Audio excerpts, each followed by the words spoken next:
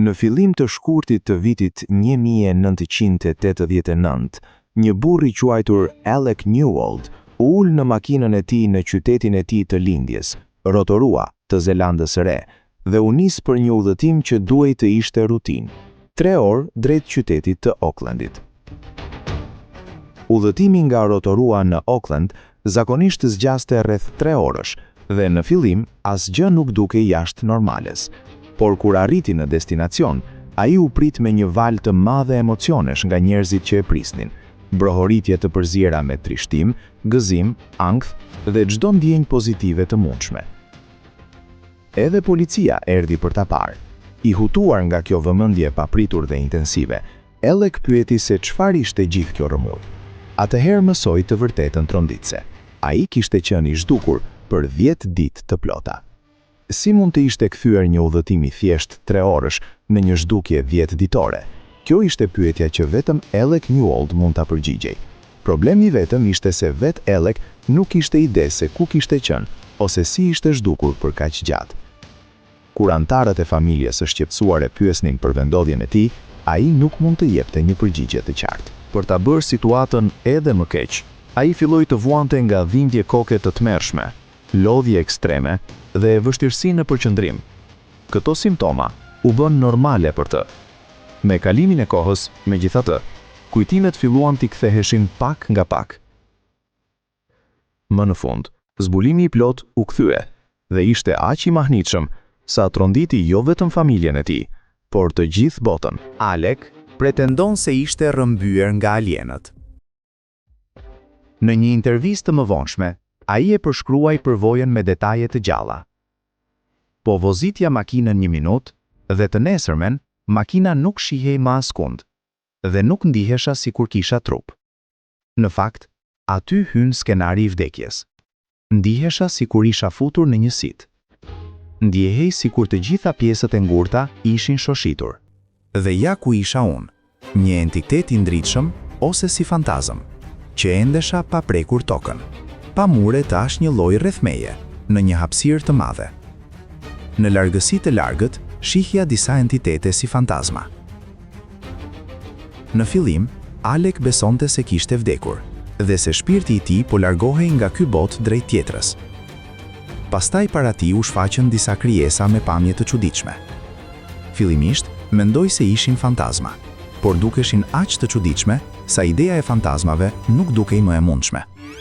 Krijesat ishin shumë të holla, me gjatësi mesatare njerëzore, me koka të mëdha dhe sy shumë të ngushtë krahasuar me njerëzit. Fytyrat e tyre dukeshin më të mëdha se normalja. Atëherë i ra në mendje. Këto ishin alien. Edhe pse nuk flisnin me gojë, Alec ndjente komunikimin e tyre direkt brenda kokës së tij nëpërmjet telepatisë. Njëri prej tyre e përshëndeti me ngrohtësi. Mirë se erdhe, unë jam kujdestari i caktuar i kësaj zone. Çfarëdo që mendon se të nevojitet për ta bërë qëndrimin tënd më të këndshëm tek ne, pyet dhe unë do të bëj më të mirën time për ta siguruar. Kostumi që të është dhënë do të bëj të mundur që ti të na kuptosh ne dhe ne ty. Aleki e siguroi Alekin se nuk do ta ndalonte nëse donte të largohej, por shpresonin që të qëndronte, sepse ishin të gatshëm të ndanin një sasi të madhe njohurish për çdo gjë, njohuri që mund të ndihmonin në udhëheqjen e njerëzimit. Pas këtij takimi fillestar, Alec u çua në qytetin e tyre. Në librin e tij, Co-Evolution, an Interplanetary Adventure, ai e përshkroi qytetin si aq të pastër dhe të madh sa nuk mund t'i shihte kufit. Ai e bënte ndërtesat në tokë të dukeshin të vogla në krahasim. Qyteti shtrihej në të dy drejtimet përgjatë Bregdetit, shumë përtej fushës së tij të shikimit. Dukej se kishte vetëm një rip të hollë toke, që nuk ishte as Bregdet as shkretëtir, me qytetin të shtrirë brenda tij. Ajo që e bëri më shumë përshtypje ishte mungesa e ndërtesave të larta, përveç ndonjë kulle her pas here. Në vend të tyre dominonin forma të vogla rrethore, të përziera me disa ndërtesa më të mëdha në formë piramide. Këto dukeshin sikur ishin bërë nga një material që ngjante me qelç të errët ose plastik gjysmë transparente. Ai nuk mund t'i shihte majat e këtyre ndërtesave nga pozicioni i tij, por më vonë mësoi se ishin të mbyllura me një kull spirale ose sistem antenash.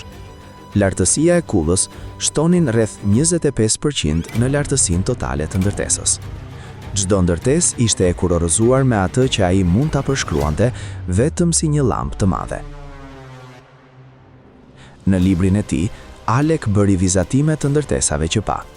Ai përshkroi arkitekturën me detaje të mëdha, madje duke treguar shtëpinë dhe dhomën ku qëndroi, që e la të mahnitur nga bukuria e saj.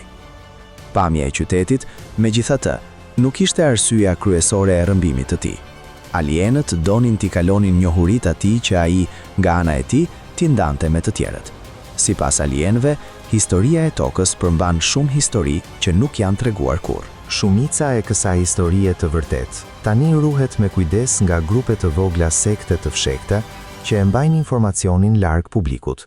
Këto sekte nuk ishin gjithmonë të fshehta. Fillimisht, plani kishte qenë që njohuritë e lashta t'u jepeshin të gjithëve, por planet ndryshuan. Alienët folën për dy specie të racës njerëzore, Homo sapiens dhe Cro-Magnon. Të dyja, Homo sapiens dhe paraardhësi Cro-Magnon, u krijuan ose u ndikuan nga qenjet e avancuara rreth 70.000 vjet më parë.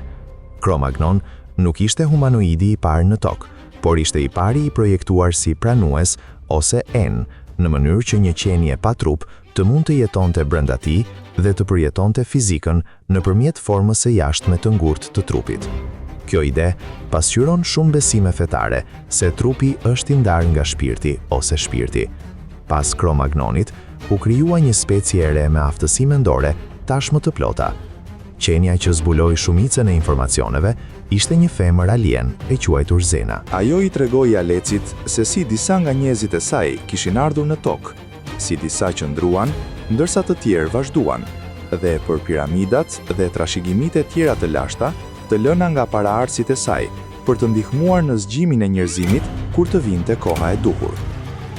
Ajo e përshkroi tokën si një planet të veçantë dhe të bukur.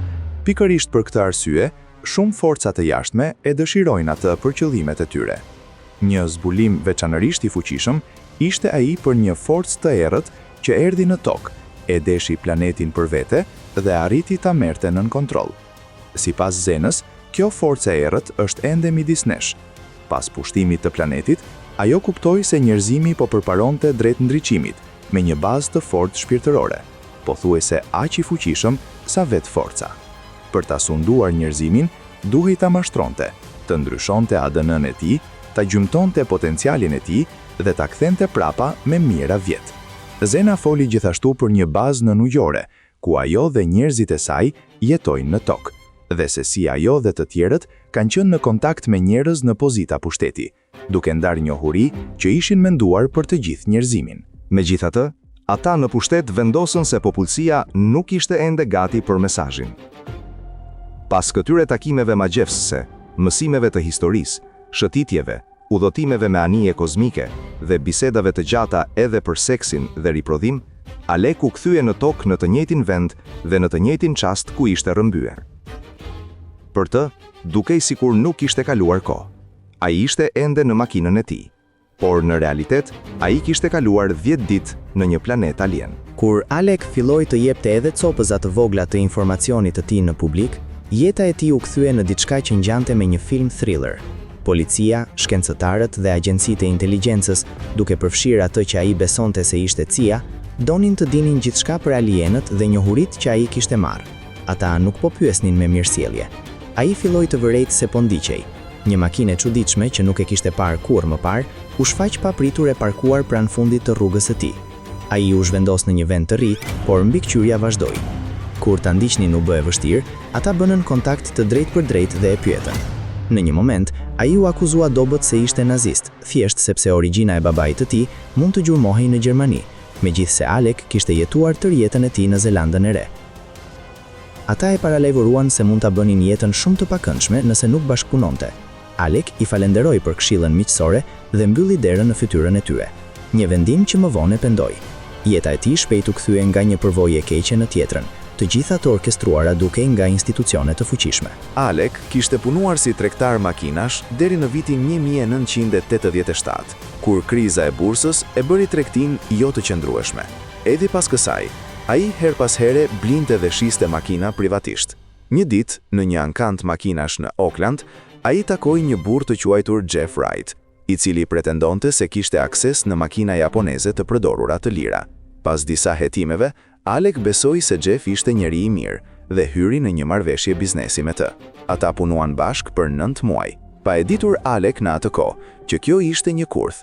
Makinat që furnizonte Jeff dolën të ishin të vjedhura, ose të paktën kështu dukej në gjykat. Kishte 6 makina të përfshira dhe policia e ndoqi çështjen me zell, madje duke u përpjekur të akuzonte edhe për makina që nuk ishin të vjedhura. Çështja, që duhej të zgjaste në maksimum 6 muaj, u zgjat 2 vjet me mbi 20 paraqitje në gjykat. Alec humbi pasuritë e tij, u bë i falimentuar dhe nuk mund të përballonte një avokat. Presioni ishte qartësisht i projektuar për ta detyruar të fliste për takimet e tij me alienët dhe njohuritë që kishte marrë. Agjencitë madje ju afruan përsëri, duke i ofruar të rregullonin gjërat me policinë nëse bashkëpunonte. Alec refuzoi me kokëfortësi. Në fund, humbi çështjen dhe vuajti gjysmën e një dënimi 12 mujor. Burgu i dha kohë për të reflektuar dhe ai vendosi se bota kishte të drejtë ta dinte historinë e tij të plotë. Kjo e shtyu të shkruante librin e tij me detaje. Edhe nëse i gjithë rrëfimi ishte trillim, përpjekjet intensive për ta heshtur para se libri të botohej sugjerojnë se dikush i mori pretendimet e tij seriozisht dhe donte informacionin me çdo kusht. Alec pretendonte se njerëzit janë të lidhur me alienët dhe se jashtëtoksorët që takoi ishin të lidhur me njerëz nga e ardhmja që dinin të lëviznin nëpër kohë. Këto qenie janë pothuajse të zhdukura për shkak të zgjedhjeve të paraardhësve të tyre, njerëz nga toka. Prandaj ata rregullisht udhëtojnë prapa në kohë për të përmirësuar të tashmen dhe për të siguruar një të ardhme më të mirë për veten. Ai shkruaj gjithashtu për një lidhje të thellë me një femër alien që e përshkruaj si jashtëzakonisht të bukur, si fizikisht ashtu edhe shpirtërisht. Më vonë në intervista, Alec shtoi detaje për përvojat e fëmijërisë. Ai pretendonte se ishte përgatitur nga alienët që nga mosha 5 vjeç, duke ecur përgjatë vijave të dragojit, linja energjie. Ai tha se ishte i vetmi që pa këto ngjarje dhe se qenie dilnin nga drita. Këto shtresa shtesë, kujtimet e harruara të vorbullave, dilatacionit kohor dhe kontaktit të hershëm, kanë bërë që disa ta vënë në dyshim historinë. Përvoja kryesore e rrëmbimit 10 ditor ndihet e detajuar dhe e magjepsëse, e mbushur me informacion që e bën lexuesin të pyes për historinë njerëzore, evolucionin dhe fuqitë e fshehura. Por kur përfshihen elementët e fëmijërisë, veçanërisht kujtimet që ai thotë se i kishte harruar deri më vonë, rrëfimi fillon të duket i ndërtuar, si një parahistori që ndërton një linjë të paracaktuar. Libri vet është një lexim tërheqës, që funksionon mirë si rrëfimi i vërtet ose si fantashkencë bindëse. Në çdo rast, historia na lë me pyetje të thella. Siç tha dikur Lord Admiral Hill Norton, ish kreu i Ministrisë së Mbrojtjes Britanike dhe kryetari i Komitetit Ushtarak të NATO-s, ekziston një mundësi serioze që ne po vizitohemi dhe jemi vizituar për shumë vite, nga njerëz nga hapësira e jashtme, nga qytetërime të tjera. Kush janë ata, nga vinë dhe çfarë duan? Duhet të jetë subjekti një hetimi shkencor rigoroz dhe jo subjekt talljeje nga gazetat tabloide. Pra, çfarë mendoni ju? A u rrëmbye vërtet Alec Newell nga jashtëtoksorët, apo ishte thjesht një tregimtar me talent për të thurur një histori të paharrueshme? Misteri vazhdon.